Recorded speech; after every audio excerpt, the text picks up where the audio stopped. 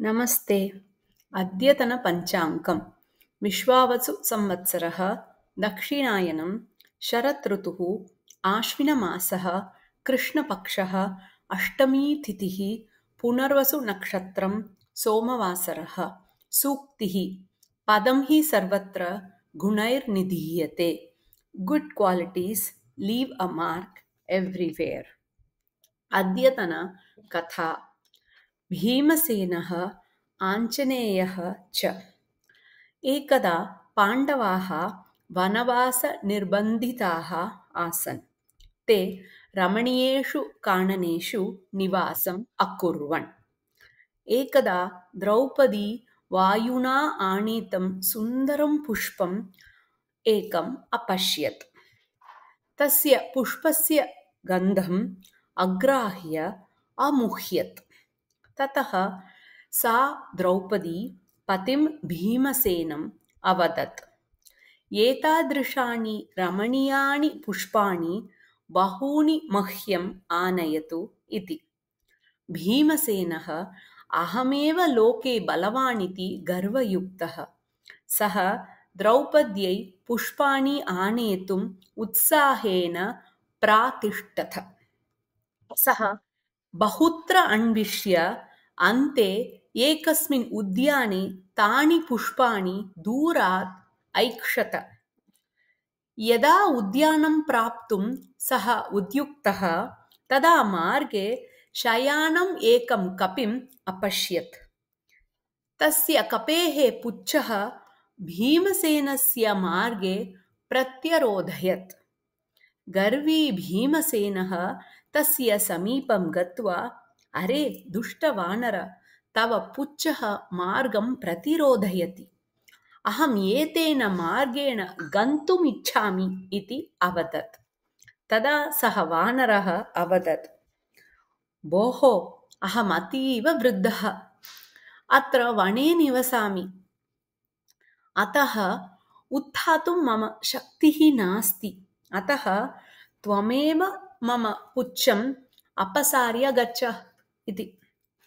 तदा अत्यन्तं क्रुद्धः भीमसेनः पुच्छं गृहीत्वा एतं वानरम् आकाशे भ्रामयित्वा प्रापयामि इति उक्त्वा वानरस्य लाङ्गूलं स्वीकर्तुम् उद्युक्तः।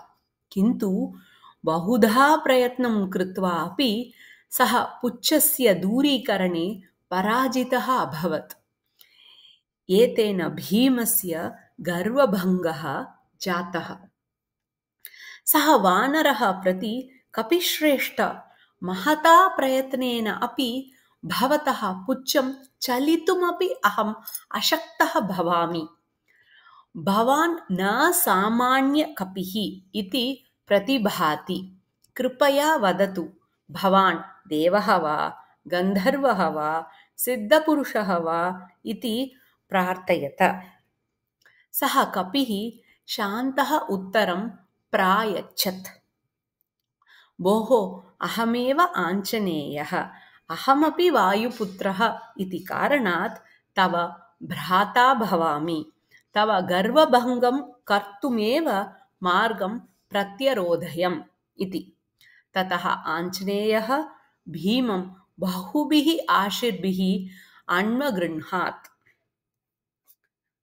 कथा अवगता वा? प्रश्नाः। एकदा द्रौपदी किम् अपश्यत्? एकदा द्रौपदी किम् अपश्यत्? सा द्रौपदी पतिं भीमसेनं किम् अवदत्? सा द्रौपदी पतिं भीमसेनं किम् अवदत्? यदा उद्यानं प्राप्तुं भीमसेनः उद्युक्तः तदा मार्गे किम् अपश्यत्? यदा उद्यानं प्राप्तुं भीमसेनः उद्युक्तः तदा मार्गे किम् अपश्यत्? तदा भीमसेनः कपिं किम् अवदत्? तदा भीमसेनः कपिं किम् अवदत्? सः वानरः भीमसेनं किम् उक्तवान्? सः वानरः भीमसेनं किम् उक्तवान्? किमर्थं भीमस्य गर्वभङ्गः जातः? किमर्थं भीमस्य गर्वभङ्गः जातः? भीमः कपिं प्रति किं प्रार्थयत? भीमः कपिं प्रति किं प्रार्थयत? अन्ते कपिः किम् उत्तरं प्रायच्छत्? अन्ते कपिः किम् उत्तरं प्रायच्छत्? धन्यवादः।